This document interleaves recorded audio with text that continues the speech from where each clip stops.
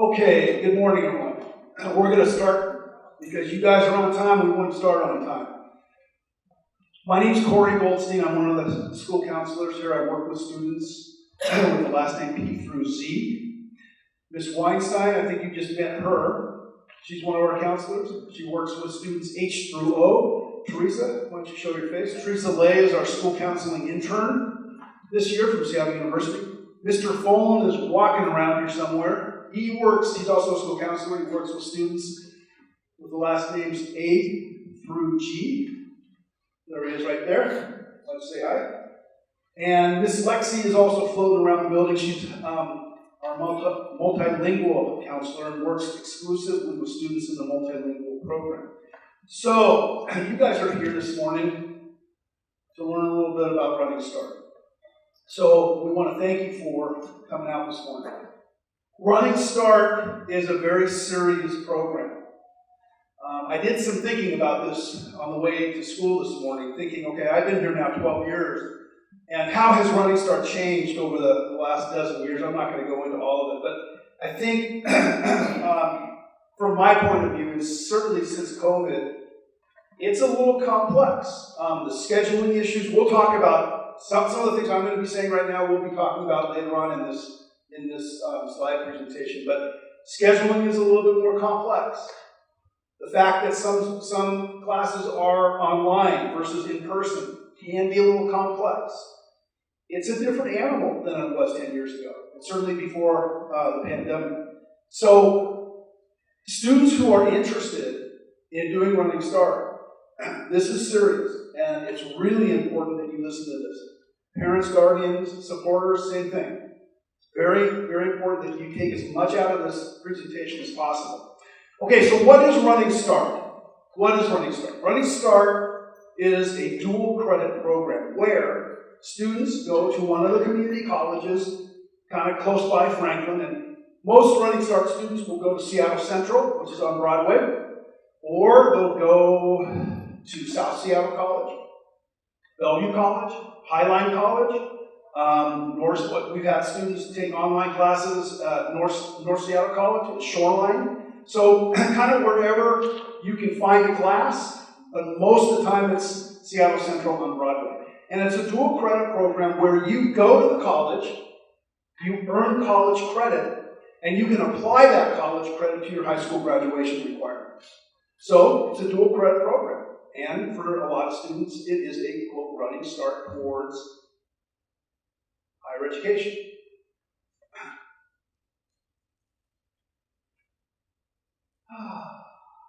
Yeah, the most important question, in my opinion, is why do you want to do this? Okay? So, the questions, have you taken maximum rigorous courses offered here at Franklin? Why do you think Running Start will benefit you or help you in your educational pathway? These are questions that I talk with students all the time. When they come to see me and they want to talk to me about Running Start, first question, what do you know about Running Start and why do you want to do it? What's your rush to get out of high school? Okay? Especially with a program like the Seattle Promise. We can talk about that later. But what do you want to get out of this program? Some students tell me a wide variety of reasons.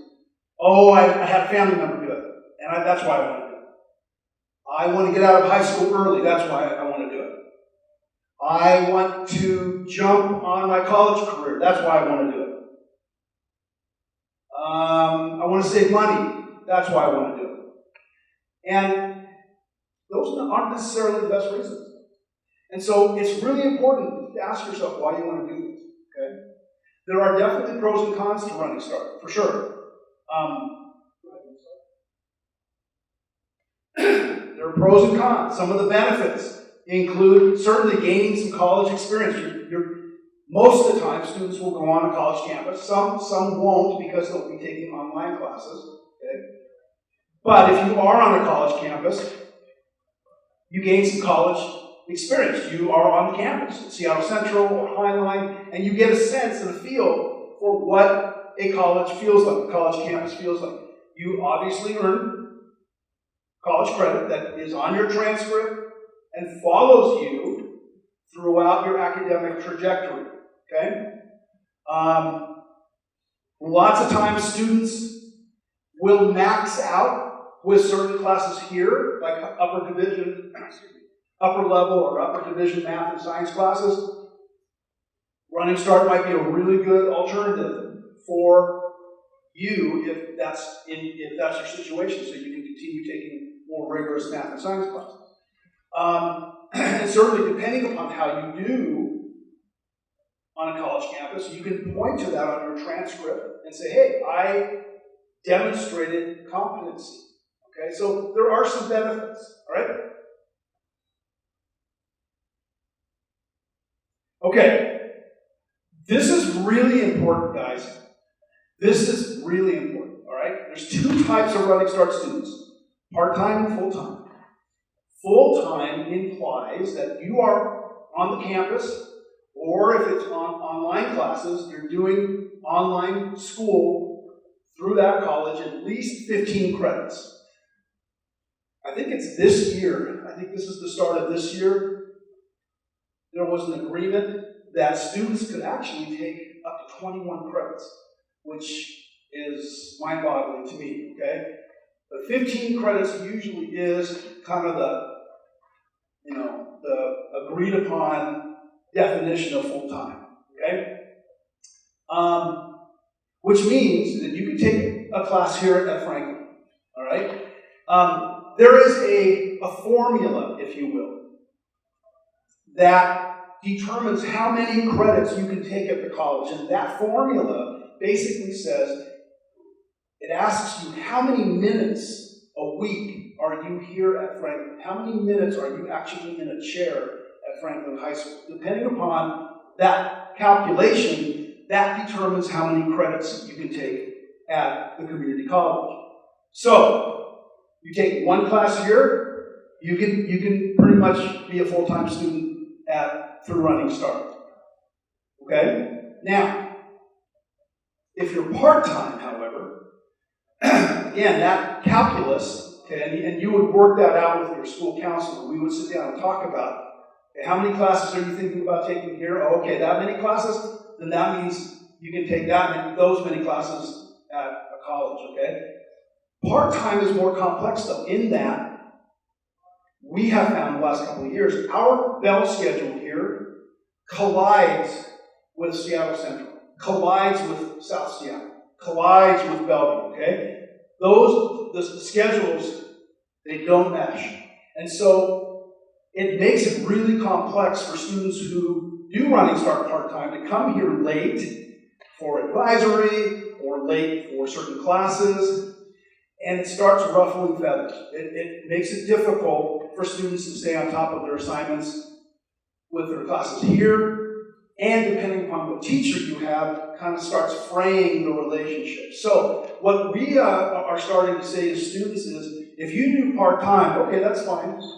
Make sure the two schedules don't collide. And you've got to think about, okay, if you go to Seattle Central, well, from Franklin, it takes some time to get there.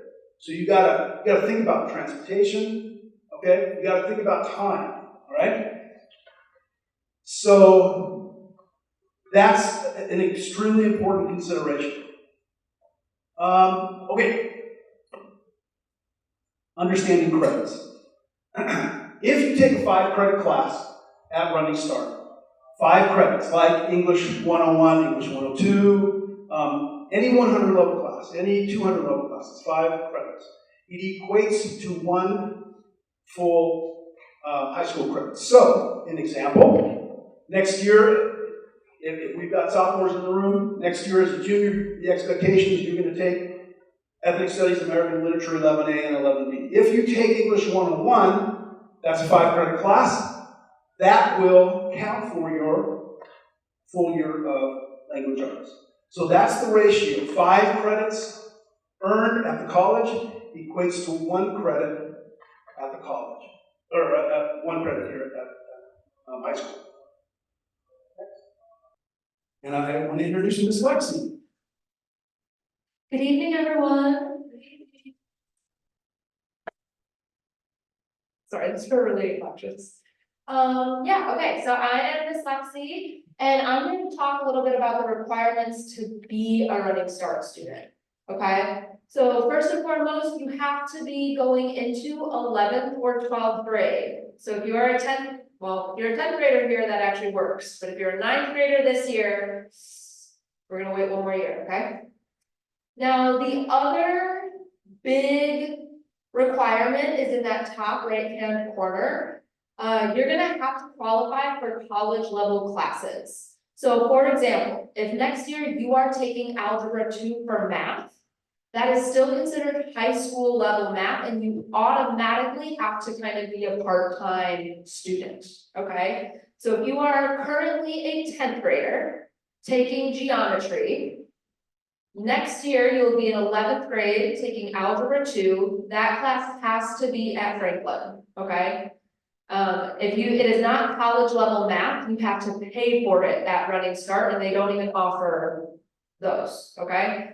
If you are taking pre-calculus, AP Statistics, Calc AB, any of those classes, are going to allow you to be full-time Running Start, okay?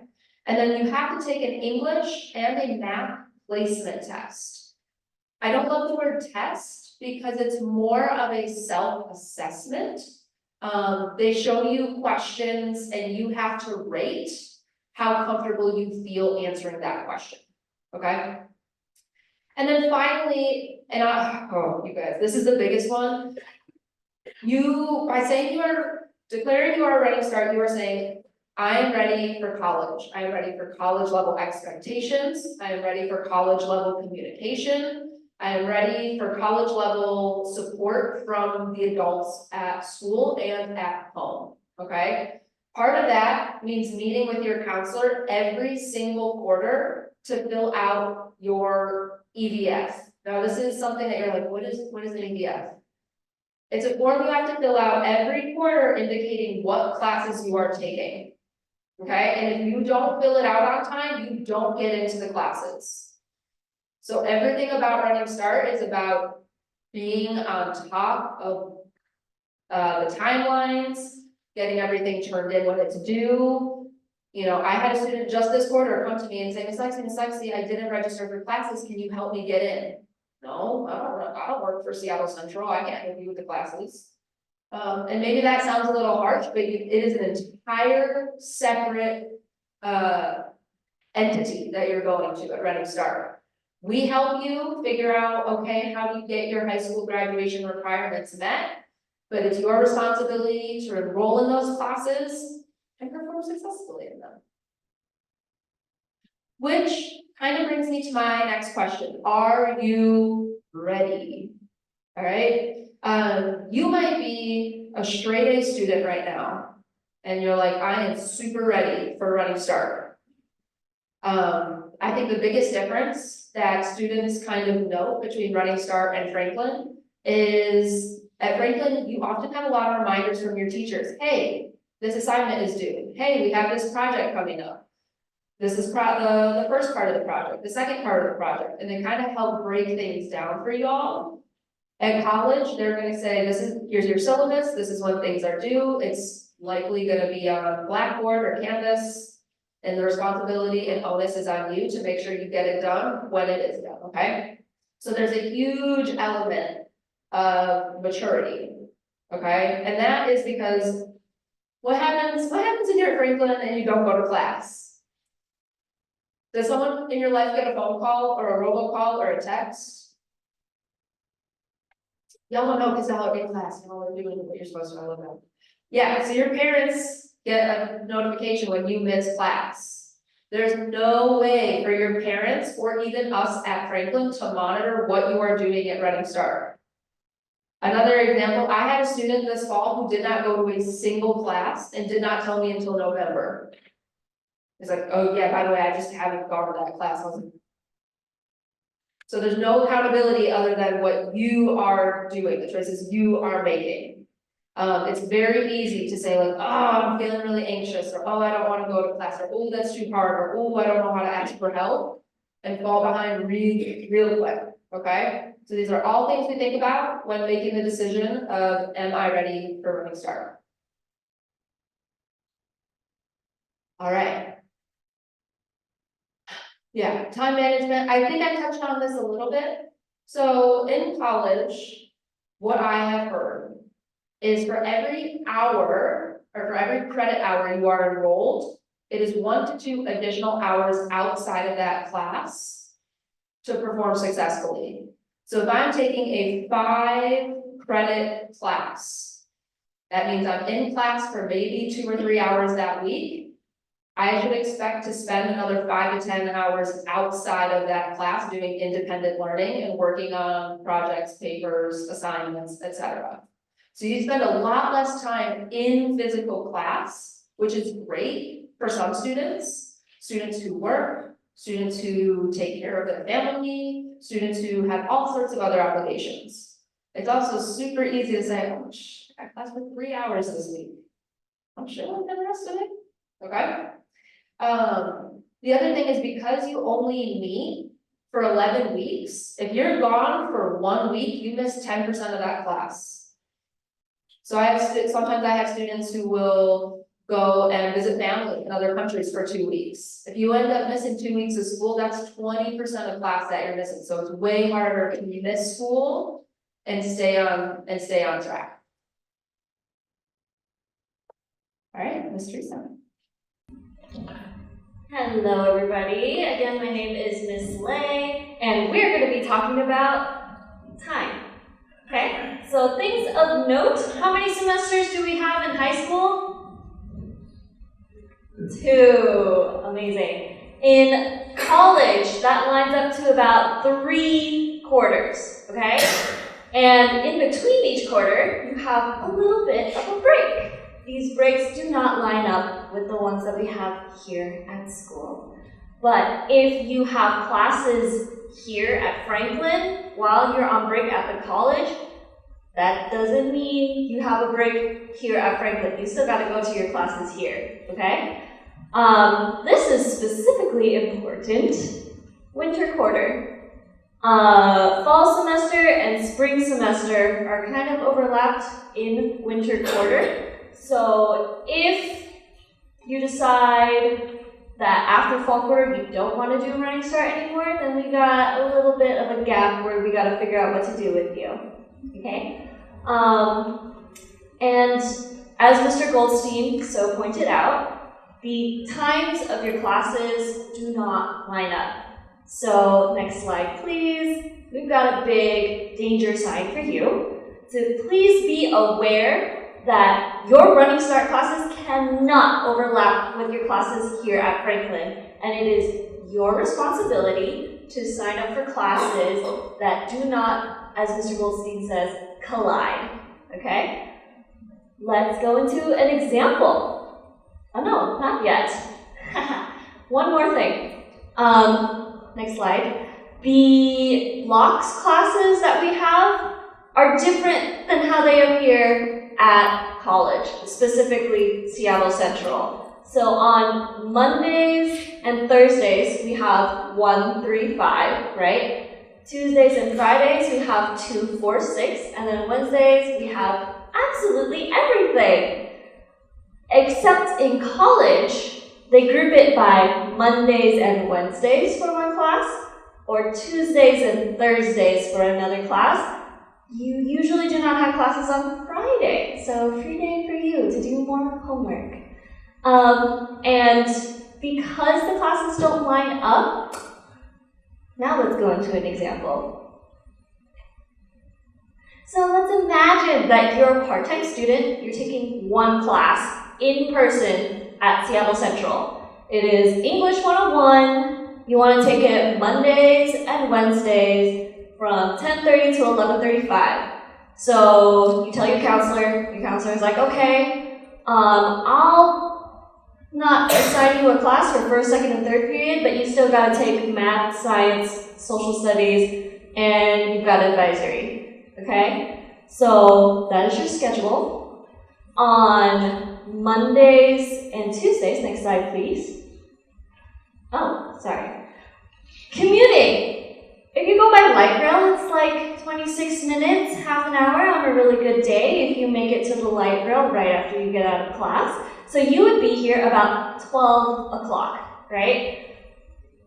Let's say you miss the light rail, or you don't catch it right away, whatever. That 12 o'clock suddenly becomes 12:30, because the light rail comes every 30 minutes. That's great. So what happens at 12:30 here at Franklin? We've got advisory on Mondays and Tuesdays. If you come here at 12:30, then you probably miss like 10 minutes, 15 minutes. If you tell your advisory teacher, they'd probably be like, oh, okay. I mean, it's not ideal, but you're letting me know and it's not that much time. But remember, the class is on Mondays and Wednesdays. And what does Wednesday's schedule look like? 12:30 is 30 minutes into fourth period with 15 minutes left for you to be able to catch up with everybody else. And I don't think your teachers would like that very much. So, something to keep track of. Again, you are in charge of making sure that your classes at Central do not collide with the classes here at Franklin. Okay?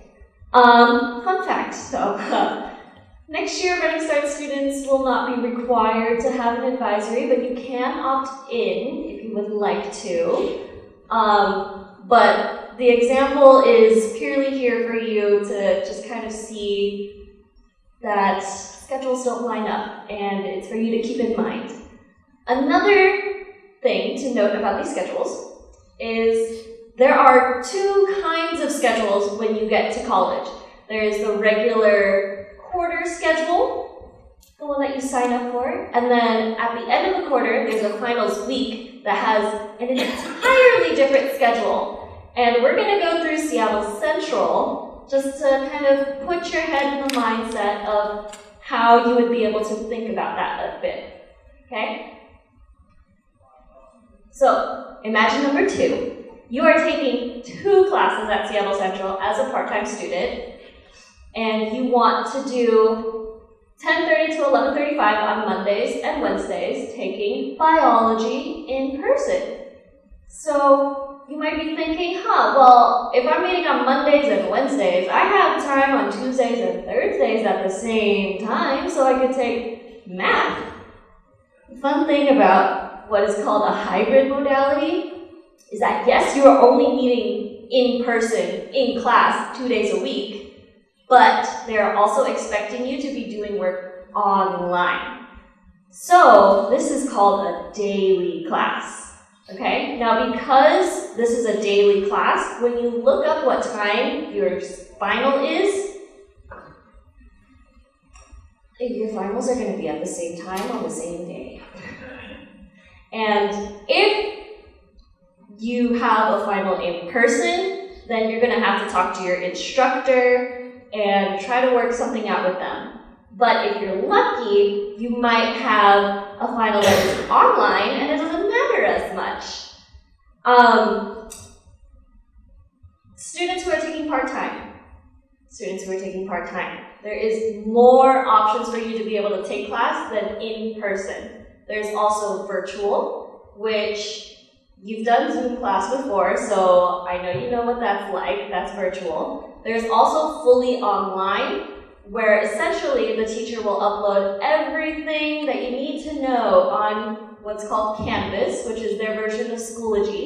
And you can finish a class whenever you want, as long as you finish it by the end of the quarter. So if in person kind of gives you a little bit of questions on how you would be able to manage all this time, then there are other options for you to be able to take classes at Running Start. I think I pass it on. Thank you, Ms. Lay. So again, my name is Mr. Fulman, and I support students with the last names A through G. What we're going to go over is other issues to consider. So again, Franklin High School graduation requirements are still your priority. You might be a college student, but you still have to meet all your graduation requirements to graduate from high school. So that means you have to still do your 60 hours of community service, you have to do your high school beyond plan, you have to meet all the credits that are needed, and your PE competency. College classes are designed for adult learners. So class content will not be centered for younger students. Oftentimes, especially in like English classes or sociology classes and humanities classes, there can be content that can be kind of triggering or not softened. And so again, it's geared towards people who are adults. And it's something that we've had students come to us and say, oh, our teacher is talking to us like this, I don't feel comfortable.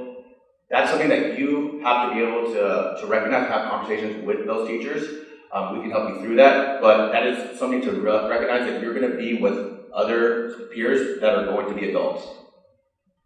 If you fail a Running Start course, it will affect your high school transcript. So what that means is that basically when you're taking classes in Running Start, you're having two transcripts. You have your college transcript that will still go on with you as you move beyond Franklin, and then when you finish every quarter, your college will provide us your grades, and then we as your school counselor transcribe those and put them into your high school transcript. So when you apply to college, you'll use your high school transcript, and oftentimes you're going to have to also request your official transcript from to your college that you're at. So again, this really does matter because if you think about what Mr. Goldstein was saying with English 101, how that one quarter can actually count for one whole credit of language arts, that would mean that one class actually counts for two. So if you got an A, it looks like you got 2 A's at the Franklin High School class. But if you got a C, it looks like you got 2 C's. So it's a really big swing. So it's really, really important that you take your college classes seriously because it can really propel your GPA or it can really sink your GPA. And that's something that you have to really own, and this is why we're having this conversation. And if you feel like you're in over your head, like Ms. Lay said, like if you want to switch out after winter quarter, talk to us, let us know so we can help you out with that. But this is why it's so important that everyone's here and they're understanding the responsibilities of what it takes to be a Running Start student. Again, on that same note as being a college student is FERPA. So that's the Family Education Rights to Privacy Act. So we don't have access as school counselors to your education records at college, and either do your parents. It's just you all, okay? So that means that we have very limited knowledge and access to what you're doing. We don't know how your current progress is. We don't know what your attendance looks like. We are just trusting that process, and so that's why there's a contract that you will be going through, and this is also why it's so important that these conversations, this meeting is mandatory. Again, also accommodations. So if you are a student who receives IEP or 504 services, it won't look the same at the college level as it does at Franklin, but they do provide support through their student support services, and that's something that you as a student have to provide information for. We can't do that on your behalf. You have to actually bring it to the college and set up time with the student services and ensure that your rights are being met. We can, as school counselors, help you walk through that process, but it's really on you all to be able to advocate for yourself on this. Okay, so what does it cost? So if you qualify for free reduced lunch, you will have a book fee waiver that will be provided by your school counselor. If you aren't sure if you qualify for that, please talk to your school counselor on that.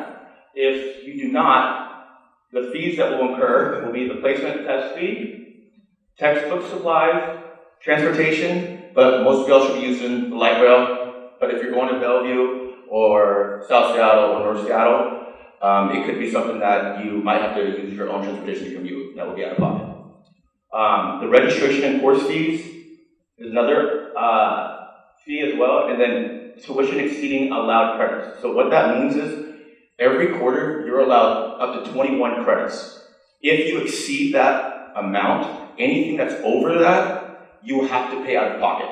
And that doesn't even matter if you qualify for free reduced lunch. If you are over 21 credits, you will have to pay out of pocket. So it's really important that you know your academic plan, you work with your school counselor on that, and you stay within that 21 credits.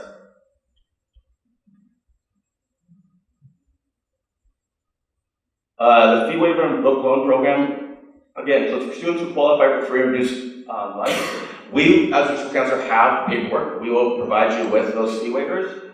Again, when we talk about placements, for math placement, that's called the ALEC test. That's a fee that will be incurred if you do not qualify for free reduced lunch. Again, course fee, textbooks, and then materials. Again, please check in with your school counselor if you don't know you can qualify, and we will walk through that process with you.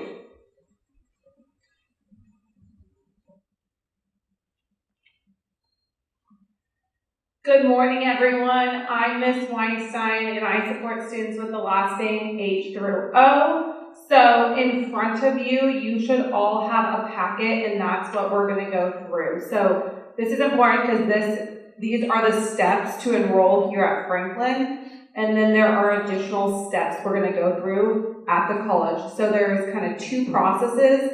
You have to sign up and then let your school counselor know that you're doing Running Start, and then you will apply at the college. So, and then if you can, we will send out these dates, but this is a really important slide to possibly take a picture of or note. So, within the college process, there is something called an EDF, Enrollment Verification Form. And that is a form that you do with your counselor every quarter. And that's to make sure that you are signing up for the right classes to meet your high school requirements, as well as not exceeding the 21 credits, so you're not going to get charged. So you have to meet with your school counselor. Do not go rogue. Do not just sign up for classes on your own. If that happens, you will get flagged and you will have fees on your account, and it will look like you are not a Running Start student. So make sure you are meeting with your school counselor every quarter. So there are going to be 2 dates where you can do that this quarter. So it is Thursday 5/9 from 12:30 to 2. So this is during your lunch and advisory. And then on Tuesday 5/14 as well, through lunch and advisory. We will open up more dates if there's an influx of students and we need more times, we will open those up. But right now, those are the 2 dates that are important. Okay, we're going to get into the packets.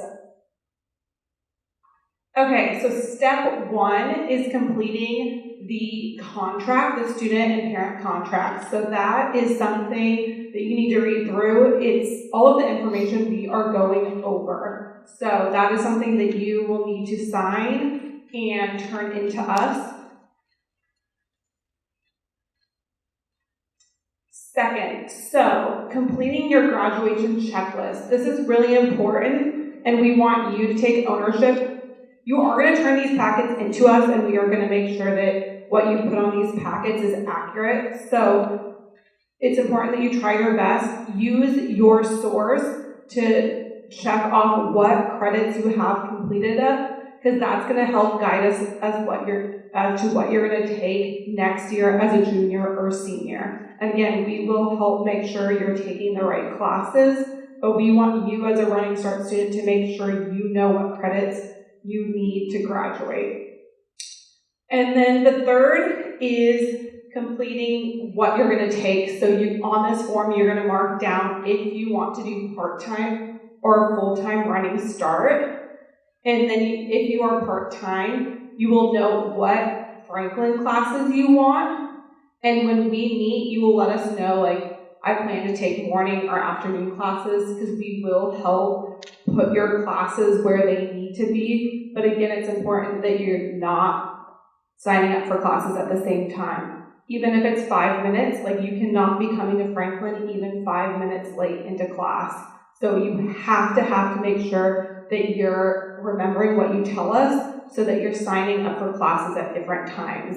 And then you will mark down what classes you are going to take at Running Start. So if you are full-time, a full-time student typically takes 3 classes, and that's 15 college credits, which is equal to 3 high school credits per quarter, and you would earn 9 high school credits per year. That is more than you earn at Franklin. You typically earn 6 to 6.5 here, so you are earning a lot more credits. You can take up to 21 credits.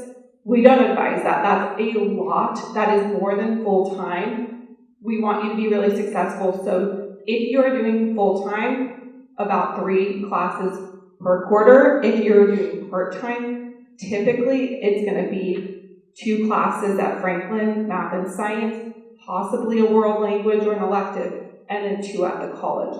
So again, we will look at this and make sure what you're selecting is correct before we do your form together.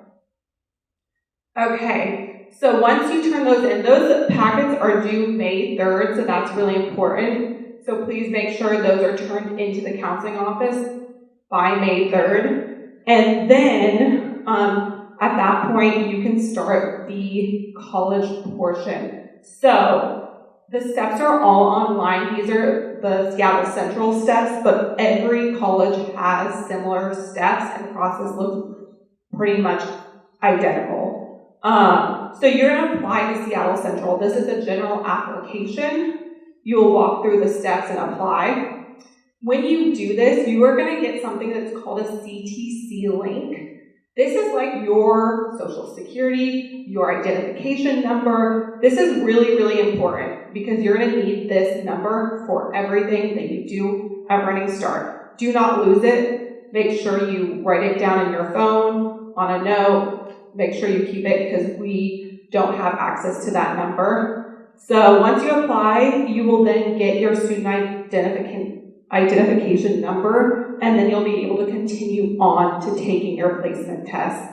So the placement tests are more of a survey. It is going to ask you to identify questions as if you are ready. Now the math is a little bit more rigorous because they are going to ask about skills, but as long as you have taken Algebra 2 here, then you are most likely eligible for college level math and science, but they are going to test that. And then as long as you take the placement survey, you should be able to test into English and history.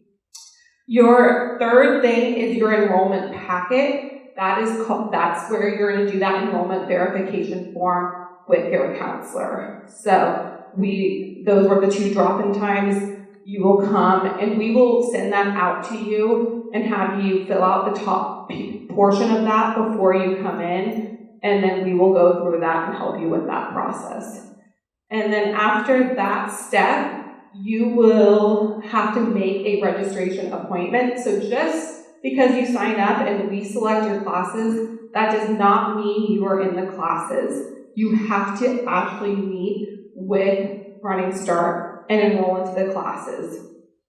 And they'll walk you through that process as a new student. And then you're going to complete a new student orientation. So they will give you tips and tricks on how to be successful and how to register and do that process moving forward. And then if you don't qualify for free and reduced lunch, there will be some small fees that you will have to pay. Okay, so this is what the page looks like on Seattle Central. So if you go to the Running Start page, it will have a tab that says Get Started. If you click on that, it is going to have the steps to enroll. If you expand them, if you can follow these in order, it's pretty easy. All of the links and directions are on this page for you. Okay, a gentle reminder. So this is sort of your first test as a college student to see if you're able to go through this process on your own and get help if you need. So it's on you to make sure you're asking questions at the college level or your counselor, but we really want you to be able to independently walk through this process because that's a good indicator that you're going to be able to navigate Running Start. Okay, academic planning. So we talked a little bit about this, but this is going to be what a typical junior will need to take next year. So if you're here, if you're in college, all juniors should be taking these credits. So every student needs 1 credit of English, 1 credit of math, 1 credit of science, and then U.S. history. So at the college, remember that every 5 credit class is equal to 1 credit.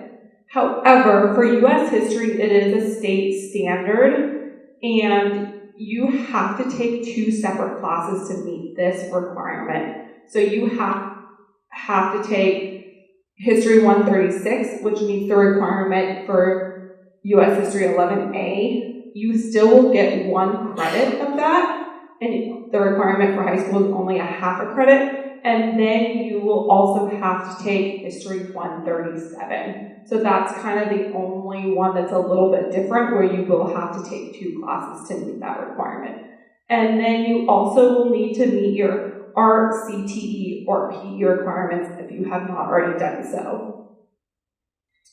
Okay, so this is a part-time student schedule. So if you're doing part-time and you want to take science and math at Franklin, you will note that on your form. And those are year-long classes, so you will be taking the full year of math and the full year of science here. And then typically, you will take the rest of your classes at Running Start. So all students should be starting with English 101. This is the introductory class. It counts for your English credit junior year, but that's a great place to start. And then History 136. Again, you don't have to do History 136, but this is a very typical schedule and kind of what we recommend. And then winter, you would take the second part of U.S. history, which is History 137. And for this student, they are taking their world language. So that might not be you if you've already met that credit. That's why that graduation checklist is really important, because everyone's credits are going to be unique to them and what they need. So this student took Spanish 121, and then in the spring they took Spanish 122. And that would meet their 2 years of the world language requirement. And then they also took geology 100. So in this example, they took 8 high school credits. So again, more than a student would take here if they were full-time. And they also earned 30 college credits. Okay, this is a full-time student schedule. So if you are full-time, taking 15 credits or 3 classes per quarter, you are eligible to take 1 class at Franklin. So if you are a student that has 1 class that you really want to take here, such as your language credit or law and society or a specialized elective that you're really excited about, you can take 1 class here and still be full-time. So this schedule would look a little bit different. You are still going to start out taking English 101, History 136, but you would be taking math at Running Start. And then in the winter, again, you're kind of taking the second part of history. You would take your science there. And then in the spring, you would be able to take some of your electives, such as PE, geology, Spanish. So again, some of those electives could be things that you might be interested in. You might want to try out some business classes. You might want to try out psychology. So Running Start is a great time to try out some of those things you might want to major in. And so in that example, you're earning 10 high school credits, which is a lot of credits because remember, as a full-time student here, you're only earning 6. Okay, so Mr. Fullen went over this a little bit, but again, a reminder, you have to meet your high school credits. Again, that's why you are meeting with us every quarter. So make sure you're taking the right credits to also graduate from high school. You can participate. You're still a Franklin student, so you can do sports, you can do clubs, any of the activities we have here, you're still eligible to participate. The next really important reminder is students, you need to make sure you're checking your student emails. So some of you have personal emails, but we need you to be checking your Franklin emails, because if you go full-time, that's our only communication we have with you, and we're going to send you some really important dates like SATs, ACTs, SBAC, when we have student assemblies. If you're a senior, we're going to remind you about when to order cap and gowns, graduation requirements. So please, please, please, if you are a Ready to Start student, make sure you're checking in with your counselor, make sure you're checking your emails. We don't want you to miss important dates. And then the last thing, this is more for anyone that's going to be a senior next year, but when you take Ready to Start your spring quarter, you actually are going to graduate before those classes are done. So you cannot be taking graduation requirements your last quarter of Running Start. You have plenty of time to finish all your requirements before that, and the credits you take in spring, they still go on your high school's transcript, they still count towards college requirements, but they do not count towards graduating here, because you will graduate before, and you have to have everything done to walk. All right, I'm going to pass it back to Ms. Lay. Okay, thank you, Ms. Weinstein. We've talked about choosing which class you need to be able to fulfill graduation requirements. Now we're going to talk about, are those classes even available? So this is specifically for Seattle Central, but again, if you're thinking about another college in Seattle colleges or Bellevue or Highline, similar process. We're going to go to seattlecentral.edu and click on Enrollment and Funding, which will give you a drop-down menu. And then you click on Class Schedule, which will then take you to this page. In the top left corner, it has the term, which right now says Spring 2023. But if we click on it, it'll give us another drop-down, and we want Fall 2024, which is the classes that you're going to be starting with next year. Then we go over here to subject, and as everybody else said, English 101 is a pretty popular choice for the first quarter that you're taking classes. So we click on English, and then it gives you a bunch of classes. Yeah! So these classes are available for you to register for, pending you have fulfilled all the other requirements, did orientation, you know how to register for classes because you did orientation. And something to note, over here you're going to see a section number. Right now it says 01, 02, 03, 04, 05. If it has the letter C in front of it, that means it's from another program called Continuing Education, which is not something that Running Start students can sign up for. Okay? So you want to avoid the letter C. Over here, you're going to see open/total numbers. And right now it says 25 out of 25, which means there are 25 seats open for you to register for. Now, if it said 16 out of 25, how many spots are open?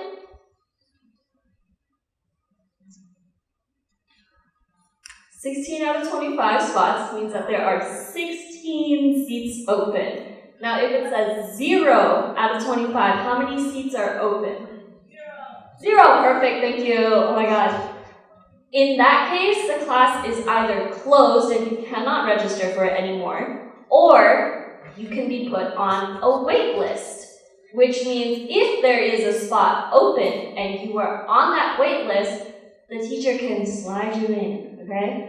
But you have to message your instructors to let them know, hey, I'm interested in your class and I'm on your wait list. Just an FYI, okay? If you're on a wait list, it's not a guarantee that you're going to be in the class, so please be aware of that.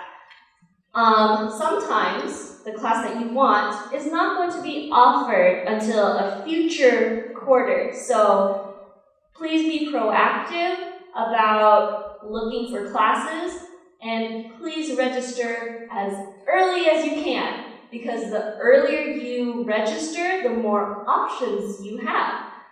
The later you register, the faster classes go away. And we run into a lot of problems that way. And now I'm going to pass it over to Helen. Hi, my name is Helen Ches. I'm with the University of Washington Math Science Upward Bound program. I see some familiar faces, but just a quick pitch.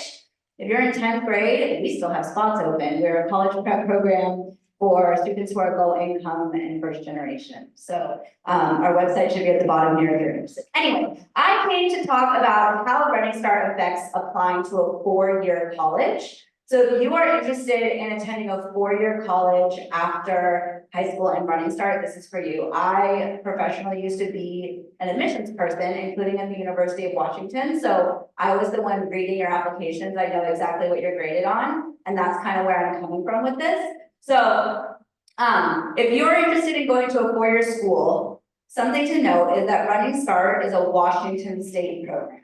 So it's not necessarily as recognized if you're interested in attending a school in any other state. I also worked in admissions in another state, and I had to come into my boss's office all the time to explain what was going on a Washington State transcript with all those Running Start credits. And I'm going into more detail of this as we go, but the big pictures, as a Running Start student, you are still applying as a first-year student, even though you will have college credit with you. So it is not a transfer application, and you are still evaluated the way that everybody else who's applying from high school will be evaluated. And this is a big one that colleges want to see, regardless of what your high school requirements are, they ideally want to see 4 years of every subject. And I have an example of this coming up.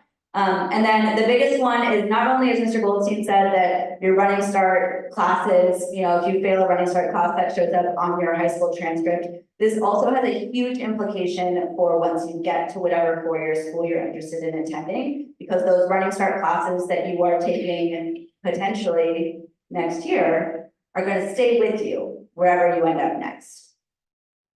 So if you're applying out of state, as I mentioned, Washington is, Running Start is for us in Washington. If you're interested in going out of state, just be prepared that they may not know what you're talking about. So this also means that if you're interested in going out of state, your credits from Running Start may or may not transfer as easily, just because they're not as familiar with what it is. And so some colleges will certainly take your transcript and give you those credits. Some colleges, particularly the more selected colleges like the Stanfords, the Ivy League, you know, those types of schools are more likely to not take your Running Start credit. So if that's a goal for yourself, just keep that in mind. I think there's still value in that experience, but something to keep in mind. And as I said before, you're not a transfer student, so you want to follow all the guidelines and expectations as a regular high school student applying to whatever 4-year school that is. So a big part of that is that transfer students are expected to already have spent time specializing, or at least narrowing down what they want to specialize in. They're expecting Running Start students to still be pretty broad with what you are doing. Your major will be at whatever 4-year school you end up at, so you don't need to be working on your major as a Running Start student. If anything, some majors prefer that you wait because they want to teach you things in the specific way that they want to do it. So while you're in Running Start, you're not expected to specialize or focus too much. Still take it as a time to try a bunch of different stuff. And then also, and I have a slide coming up here that, you know, we talked about how you have to meet your high school graduation requirements. There's also, for 4-year schools in Washington State, they're called CADR requirements, College Academic Distribution Requirements. Schools out of state have similar things, but we'll just go with the CADRs because that's what we're all most likely going to need to meet. And so your Running Start credits also have to meet those CADR requirements, which are slightly different than your high school requirements. So you're going to be looking at high school requirements, CADR requirements, and if you're trying to get an associate, which isn't required, you'd also be looking at those requirements. There's just a lot of Venn diagrams to put together. And then, go back. Finally, and this is really, really, really, really, really, really, really, really important. The bottom one. Some colleges require letters of recommendation. Besides colleges, when you're a senior, what else are you applying for that might require recommendations? Scholarships. Running Start instructors are not used to writing recommendations the way that your high school teachers are. And especially if you're taking your classes online or in that hybrid format where you're not seeing your instructor as much, you need to make an extra effort to get to know your teachers so that they can eventually write you recommendations. High school recommendations or recommendations when you're applying to college or scholarships are meant to be about how you are in the classroom. So even if you have like a mentor outside of school or a coach or someone who knows you really well, if they're asking for a teacher recommendation, they want it to come from a teacher. And so if you're in Running Start, you need to make an extra effort to really get to know your professors so that if you need a recommendation from them, which you probably will, that you have that prepared and ready to go. So from the get-go, like, make yourself known in class. Besides how important it is to go to class in the first place, also like sit in the front row and try to like get their attention. All right, now these are the CATER requirements for four-year college admissions in Washington. So the biggest difference is orange, which is that in high school, you only need 3 years of math. Yes. For colleges, they still want you to take a math-based class your senior year. So it doesn't have to be math, it could be chemistry or physics or another math-based science course, but typically, if you want to be the most competitive, you should take a math your senior year. So that means saving some math for your senior year, even if you're able to finish your high school requirements earlier than that. Another one that is, I think, sort of relevant is, actually, this is maybe for the school that I'm talking at on Thursday, is the art requirements and things. World language is another one that Running Start World Language is gonna feel really different. So if you're considering that, just plan ahead. You do need 2 credits of world language, whether that's through a stamp test or a class to be eligible for any four-year school in Washington State. And this is my map of putting yourself in the shoes of an admissions person. So at the end of the day, what is college? Is it a place to make friends? Is it a football team? It's a school, right? College is school. And so if you're an admissions person and you are reviewing applications for who you want to admit to your school, the first thing you want to focus on are they going to be prepared to succeed academically when they get to my school? Like, are they an interesting person is important. Are they going to, do activities, do they have leadership, all that stuff's important, but the most basic thing is college is a school, are you prepared to succeed at their college? And at UW, they're really specific about that. Even if you have like some amazing life story, if you're not academically prepared, they won't take you because they want to make sure that you're ready to succeed. And so one of the ways they look at this is by kind of narrowing down the different subjects by the year. And so 9th, 10th, 11th, 12th grade, all of these main subjects, they reshuffle your whole application, and this is a separate thing for senior. This is why it's so annoying to apply to schools like UW, but they reshuffle your whole application to see how you sort of spread out all these subjects over all 4 years. And with Running Start, a big one I see is that if you take English 101 your junior year, and then you also take English 102, which would be your senior year English requirement, if you take both of those your junior year, and this has happened a lot, then students don't have to take an English class their senior year because their high school graduation requirements are done. But if you are comparing 2 students who are otherwise the same, but one hasn't had an English class since junior year, and one had an English class during their senior year, objectively, the one with the English class their senior year is more academically prepared. And that's just a choice you need to know about now, so that you can save your English class till senior year, or take something else, take another English class. Most students don't want to take more English classes than they have to. Similar, make sure you have your math class your senior year, because that's in the CATER requirements. The science and the other stuff is generally pretty overlapping with your high school requirements. And then just something to keep in mind is that in terms of electives, there's so many more electives at Running Start, but not all of them count as things like specific science. So computer science is usually not counted as a science class, certain things like that. And then this is the other really big thing, kind of going off of what Mr. Goldstein was saying about how it affects your high school transcript, but it also affects your college transcript. So you're getting these credits on both your high school transcript and your college transcript. And obviously your grades matter when you're applying to college, but even more so, your Running Start transcript will start with you at, let's say you end up at UW, just because that's where I work.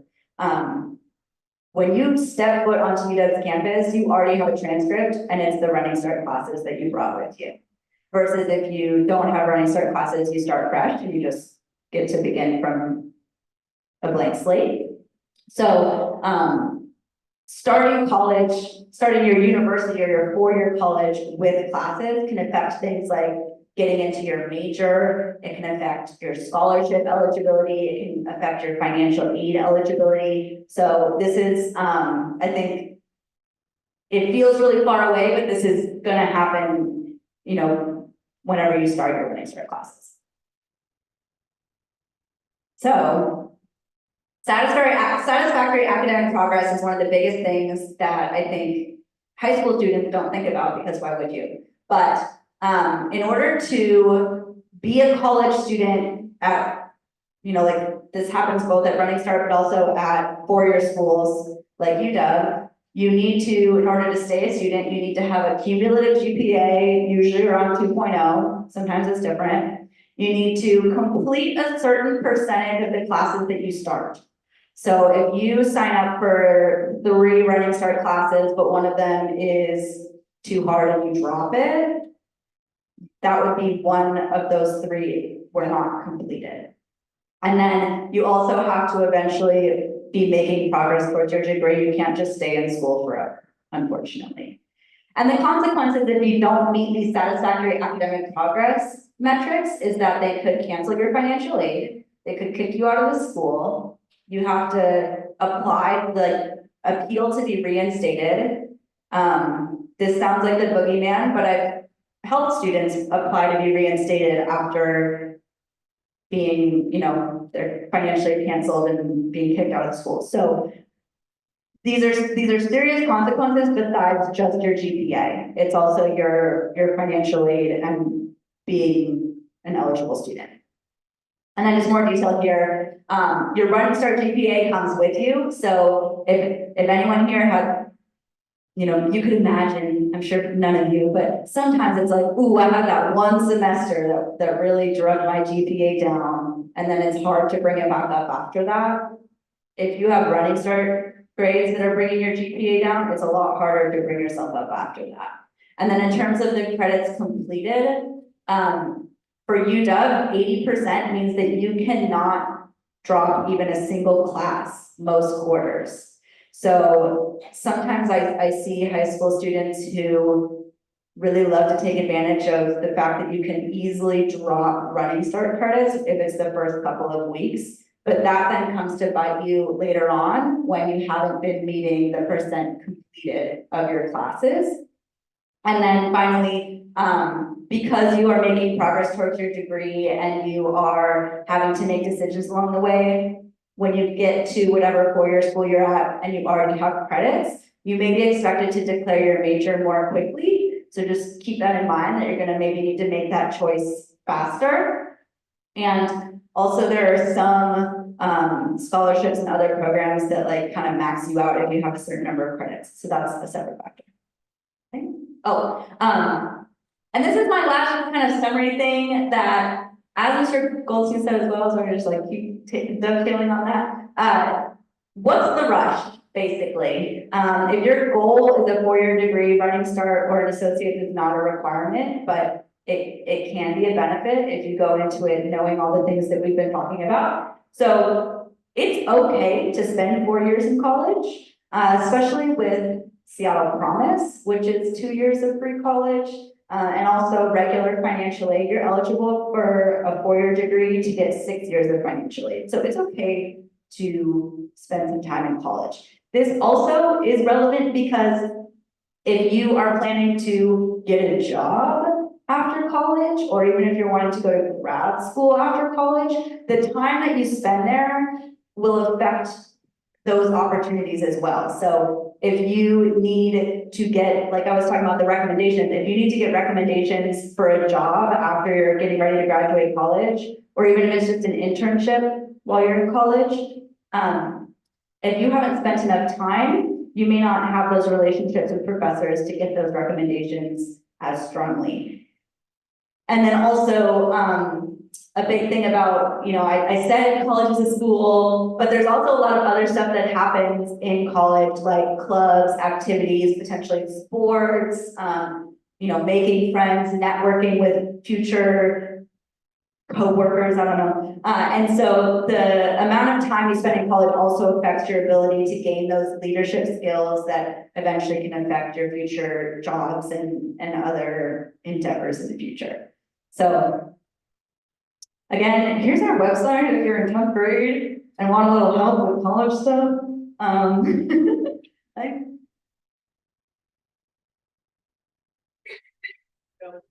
Thank you, Helen, for being here and coming out. We really appreciate all your expertise. Okay, we have just a couple things left. So this is your reminder. So May 3rd, those packets are due.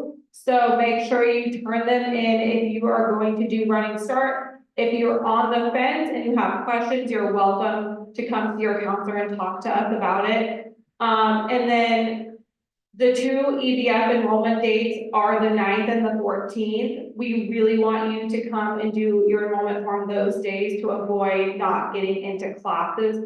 But the very, very last day is May 31st to sign up for Running Start this year. And then now we are gonna have a student panel and ask 2 of our current Running Start students some questions just on their experience, and then we'll open it up for questions. So we'll spend just a few minutes hearing from our students about their experience. Oh, there's 3. Well, they're Yay, getting come on settled. down. I'm so happy that you're all here. While they're getting settled, are there any questions for me? Because otherwise I might just go home. Yeah, so questions for Helen. I have a question, Helen. Oh, yes, Jess. What is it? I heard from another high school student from Cleveland, if you get say you got a C on a Running Start grade, if you take the class again, can you make it up and make it an A? Why, yes, Janice. So in Running Start, there's a thing called grade replacement. So if you get a bad grade on a class and then you take it again, you can submit a form. You do have to submit a form, so it doesn't happen automatically, and then it will change your overall grade to the higher grade.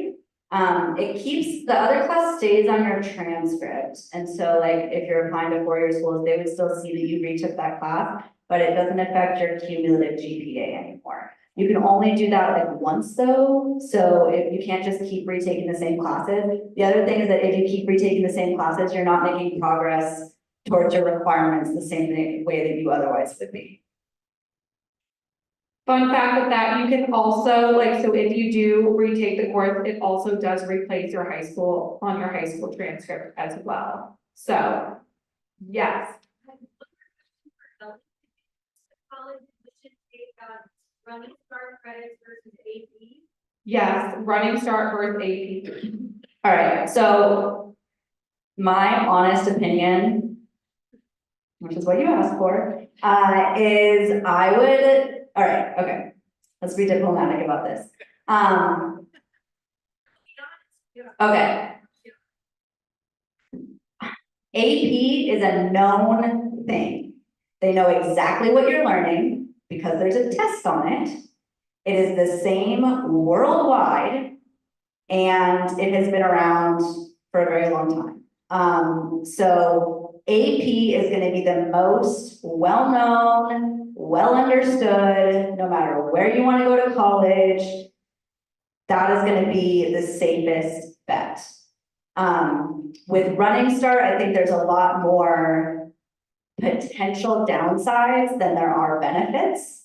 And including, obviously tanking your grades and then getting kicked out of college is not what anybody goes into Running Start wanting to do. But also there's a lot more variety in terms of the professors that you might get. If you're taking online classes, I think that you're not necessarily preparing yourself as well for those next levels. I have a lot of friends who are advisors and tutors at the University of Washington, and they see students coming in really overconfident because they took, Running Start to help, but it was online and they didn't really learn anything the way that they were supposed to. And so I think that you can do it well. I think more often than not, you are potentially setting yourself up to have lower quality teaching, less attention paid to you as a student. There's not as many resources at Running Start as there are here at Franklin.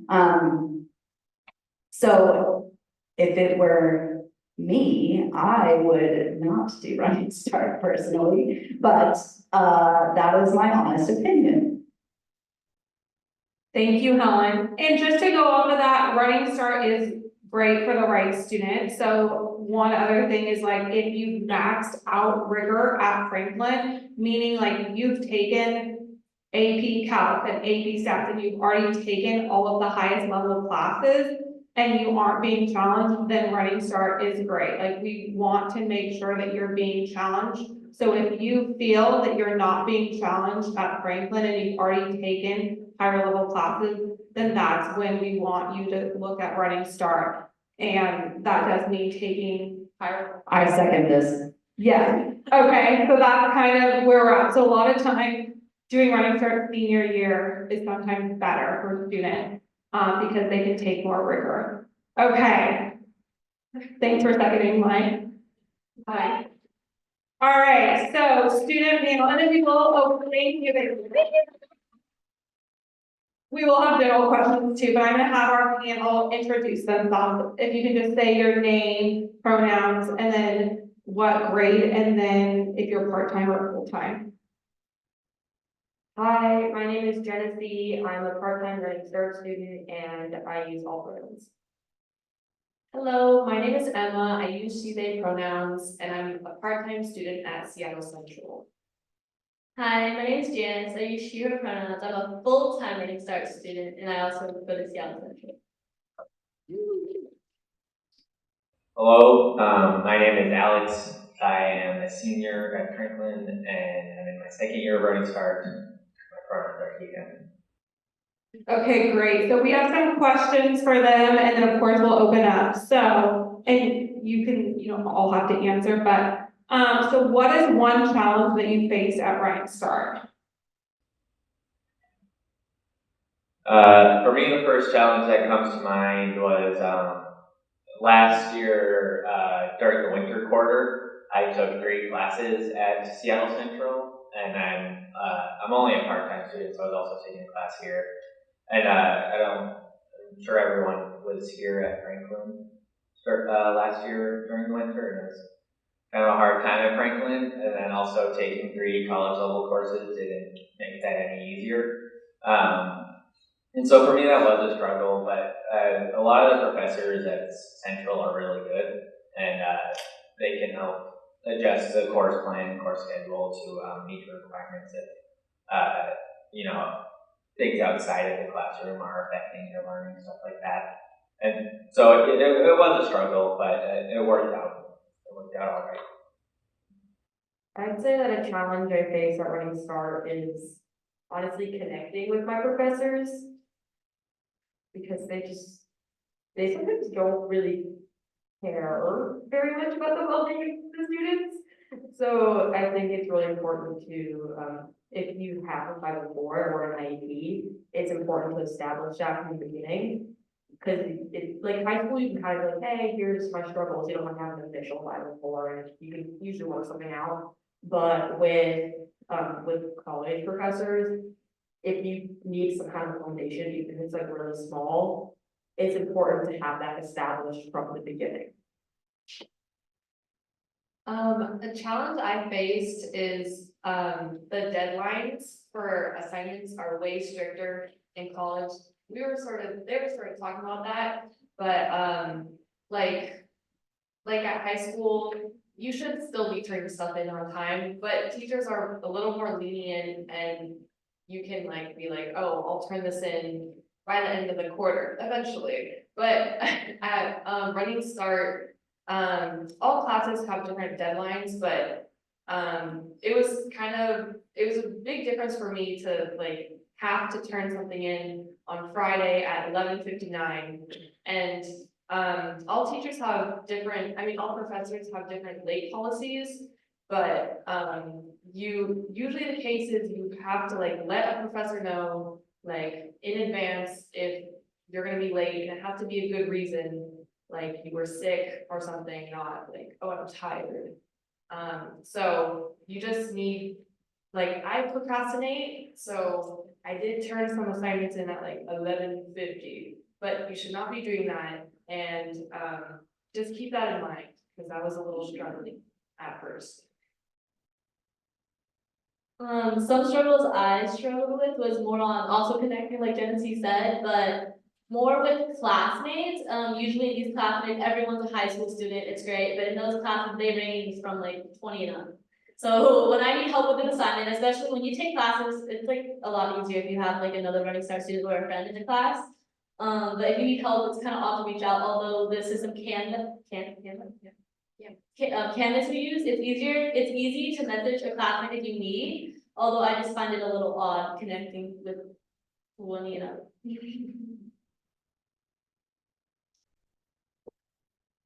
Thank you, those were great answers, and I appreciate just you being vulnerable and sharing some of the struggles you faced.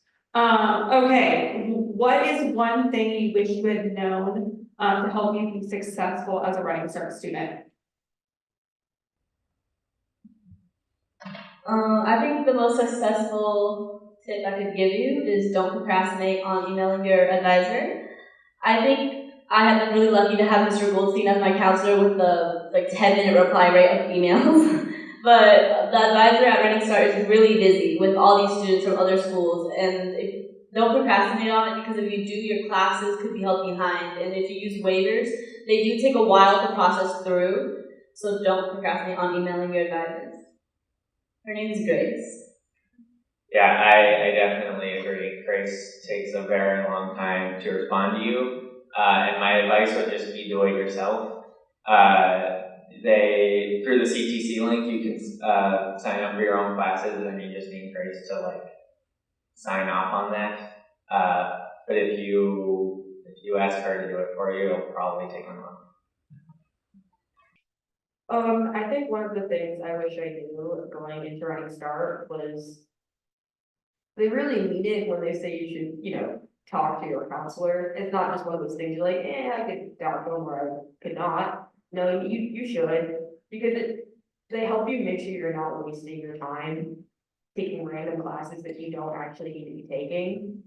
I mean, it's nice to be experienced, but if you have an idea of what you want to do, when you either stay at Central or move on to university or whatever after high school, it's helpful to sort of take classes in that general ballpark rather than just picking things at random.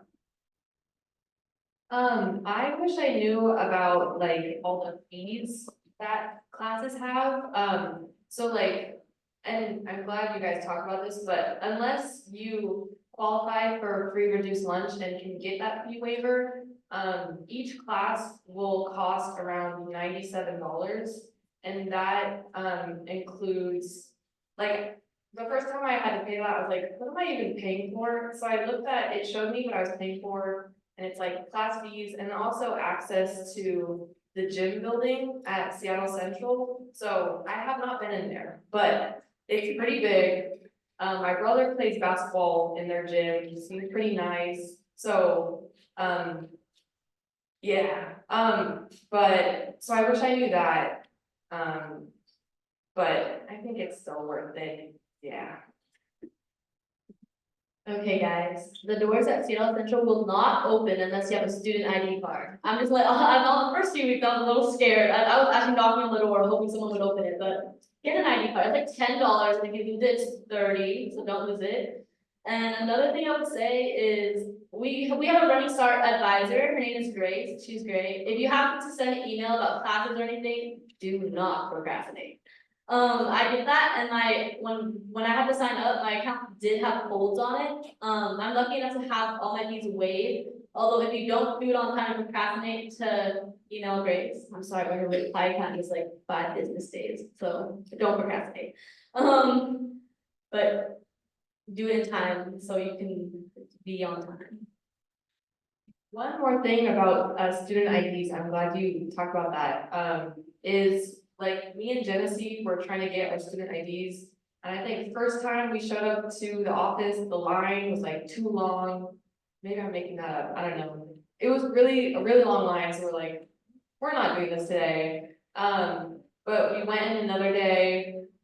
The whole process kind of took like 30 minutes because we had to wait for other people taking your picture. The picture is terrible, by the way, like, don't take it to heart, guys. It's not what you truly look like. But also like, usually people will open the door for you at the main campus, but if you're taking an art class, or the SAM building, which is like math and stuff, not as many people go in and out. So like, you do want that ID to be. Also, one more thing about registering for classes, a little back road way that I like to do. I think this is okay too. Okay. I think something that's really helpful is that don't email them. Don't do it, because that's gonna take so long. What I like, they have online office hours. Go in then, and then they'll be like, well, did you turn in your EDF? And you're like, oh, I forgot, let me send it to you right now. Because then they'll do it right then, instead of having to wait like 10 days, they got to the class, and by the time they actually do it, the class is full. And so look into those office hours, they're very helpful. Those are great tips. So yes, Running Start, they are working with hundreds of high school students, so the turnaround time for their email is not as quick. It can sometimes take up to 5 business days. And if you're stressed because there's 2 spots left in a class and they're not responding, go to the office hours. So that's why we have our students here. They're here to help you. And there definitely are some tricks and ways to be successful. Okay. What is a benefit or something you've loved about Running Start? My favorite thing about Running Start is definitely the freedom it provides and how much it opens up your schedule.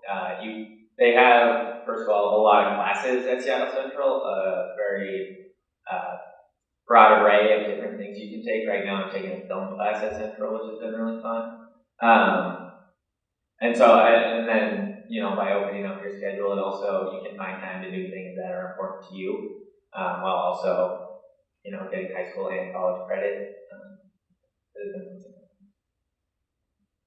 I'll have to agree with that. I absolutely love my free time and sleeping in the morning. Thank you. Alex covered this a little bit, but what is one of your favorite or most interesting classes that you took at Running Start? Or any tips on things students should try in terms of classes? Admittedly, I think my favorite class was English 102, which is something everyone takes. But of the more interesting classes I've taken, I took a creative writing class in this past fall quarter. That was really cool. It was fairly laid back and then just working on writing. I've been a little unlucky with professors, I'd say. So, what's the website called? Like, Rate Your Professor, look it up. Yes, go to Rate Your Professor, Rate My Professor, and look up your professor before you sign up for the class. That's like honest feedback from the students And they'll have like a Yelp review almost of this teacher, and it's great. It'll tell you, but I did not know that, and so I got put with some not so great professors. But I think my English 101 was really good. I got lucky with that professor. And I don't know, it's nice being in a room where people genuinely want to be there.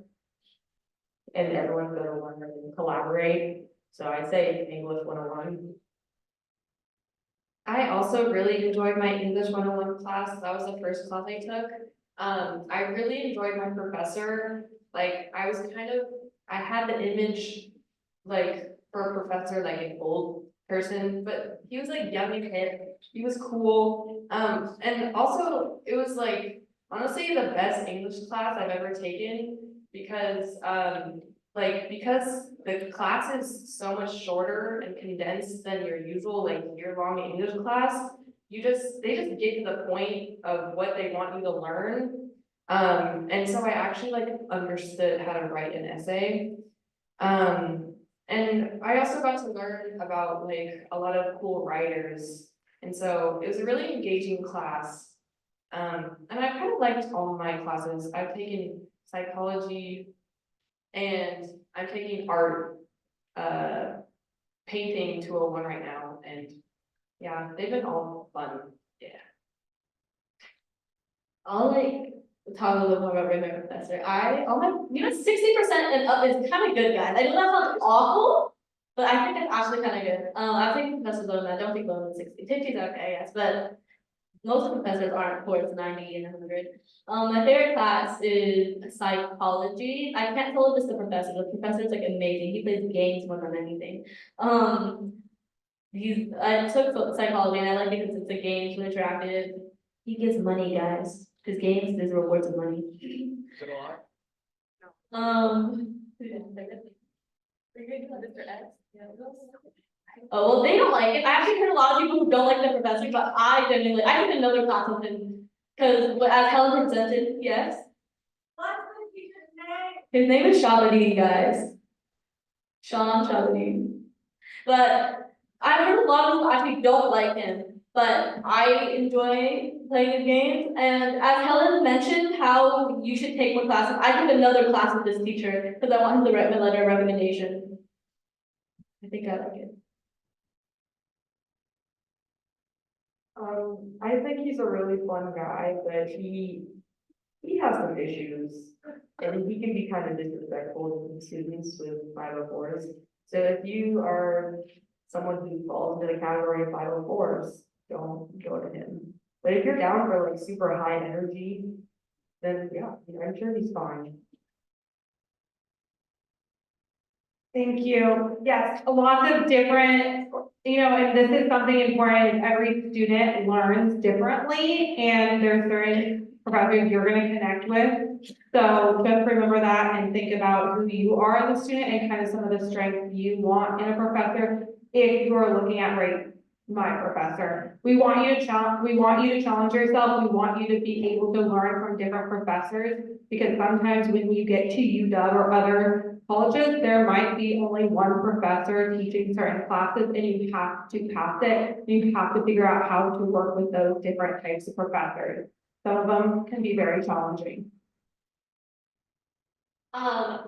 So as a Ready Start student, we said that you're mainly on your own, but in the case that an instructor is treating you unfairly, you can report the instructors to the offices that they work for. So there is a formal complaint process. Just send an email to the dean and they will work with you on the situation. And that's where your counselor and Running Start office will also support. So if there are ever things that happen at Running Start that are concerning, we are here and we will advocate for you and the students at Franklin. So that is very rare. I've been here 6 years and I don't think I've ever had any instances like that, but I'm sure they come up. So if there are things that are happening in classes that need to be reported, we will help you with that, and the Running Start office will as well. Our job is to keep you safe and make sure that you're in safe learning environments. For our panel, is there anything else you want students to know before we open it up to questions? Okay. I didn't want to scare people off of the professors, that's why I just mean that not everyone seems completely qualified. But that's good learning experience because truthfully, it's hard to find a professor that you can really connect with and feel like, oh my God, this is like my favorite teacher. It's good to learn how to work around and find ways to collaborate with people who can be more stubborn or who see things differently than you.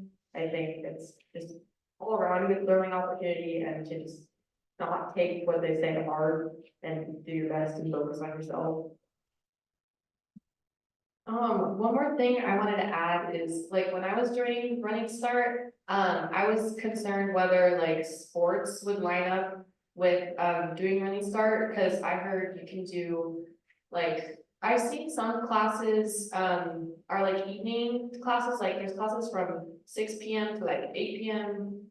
Oh, you take that? I don't think I would even do that if I wasn't doing sports, but, I do fall sports and spring sports, and I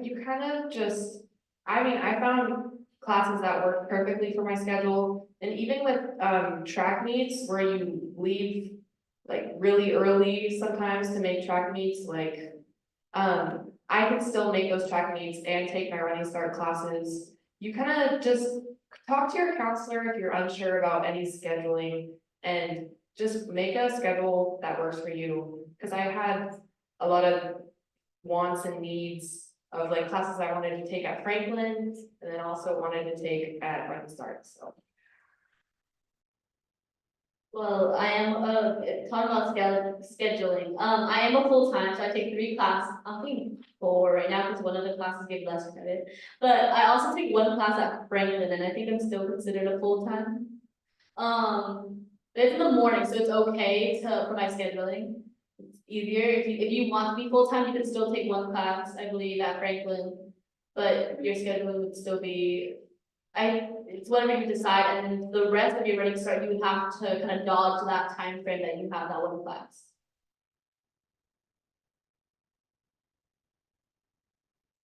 About scheduling, I think what I would recommend is leave your mornings open. Don't schedule anything for first, second, third, or fourth period. Leave those completely open for Running Start, and then just have classes during 4th and 5th at Franklin. That way you can still participate in clubs or sports or theater, things like that. Perfect, thank you, okay. So at this time, we are gonna open it up to questions. Does anyone have any questions for our students before we let them go? And then if there's any questions for counselors, we can also answer those. Yes. Is there a law class available at Running Start? Is there a law class at Running Start? Mr. Coleman looks like he has this answer. Yeah, there's a lot of varying different courses around law. There's business law, there's pre-law, I'm trying to think there any other, yeah, there's general political science that also covers law. So a lot of like the baseline courses around like law, or just like the general concepts they do provide, oftentimes integrated into another subject. Thank you. Any other questions? If you have thoughts, our students are here. They will give you really honest and candid answers from a student perspective. So if there's things, they, I think, have the most knowledge and have really, really been a great tool for other students. So if you don't feel comfortable asking in this setting, but you have something, they will absolutely answer your questions and help you navigate this process. Yes. This is for the students. What are your plans for next year? Like, you're a senior, right? I'm going to go to the University of Washington, where I will all my credits will transfer there. And I think I'm going to be a teacher. I'm probably a high school English teacher is my plan. But I am still, I don't know. When I get to the university, I'll probably explore some other options. But I think that's what I plan on doing. Do you plan to stay in state too? I am debating on it. I am still exploring my careers, and I just don't want to have a final answer yet until next year.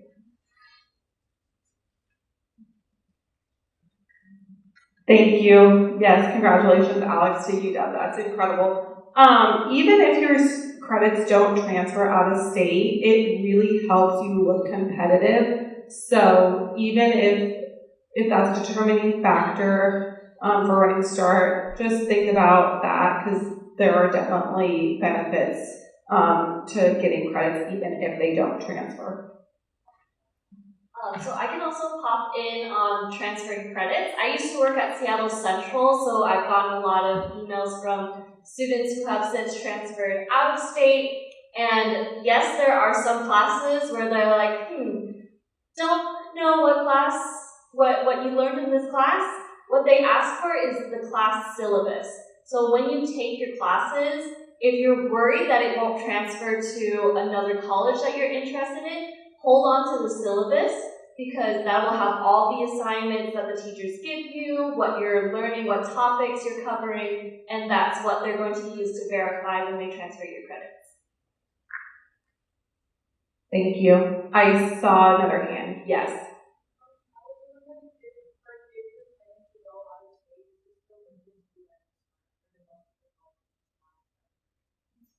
So the question is, if you're planning to go to out of state, is it still worth it?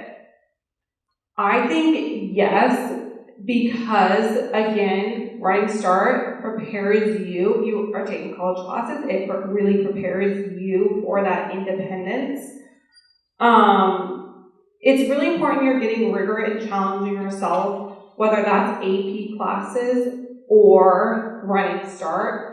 A lot of AP classes the AP program is more well known. So if you are not going to do Running Start, taking AP classes and upper division classes is another really, really great option. But again, that kind of goes back to like, why do you want to do Running Start? If it's to grow both academically and in terms of maturity, then this is a great program if you're ready for it. So again, it's going to be different for every student, and if you're hesitant, that's when we want you to connect with your counselor.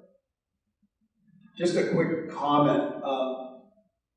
I advise my students a lot that if they're interested in out-of-state schools, okay, and they're interested in doing Running Start and they're concerned, well, is the university or whatever is going to take credits? Part of the responsibility of a Running Start student is, hey, I'm a little bit more responsible now, I'm going to be taking more initiative, and so what I tell students to do is, hey, if you want to go to the University of Chicago, or if you want to go to the University of wherever, okay, make contact with that admissions office and see if they'll take dual credit, course credits from Running Start. That's how you'll find that out, okay? It's been mentioned earlier that there are some upper echelon schools, the Stanfords of the world, okay, the Harvards of the world, that may not take those credits. So it's really important to find that out now. But there are some students or some schools that may not be on that upper tier that would take some of those credits. So it behooves you to open up a channel of communication with those offices of admission. In addition to that, I'm going to go back a little bit. When you're in Running Start, you also generate a college transcript. So when you're applying to different colleges, you will have to give them your high school transcript and your college transcript. So Running Start is a Washington-specific program, so they might be like, I don't know what this is, but they will recognize the classes that they recognize in your college transcript, and maybe there's some questions, maybe you have to fight a little bit more, but still worth it. It'll be there. Any other questions?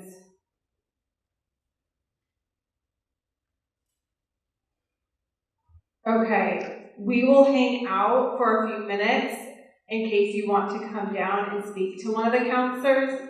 We will be here. Thanks for being here. Yes, and make sure you did the attendance slide so we know that you're here. Thank you, parents and students, for being here.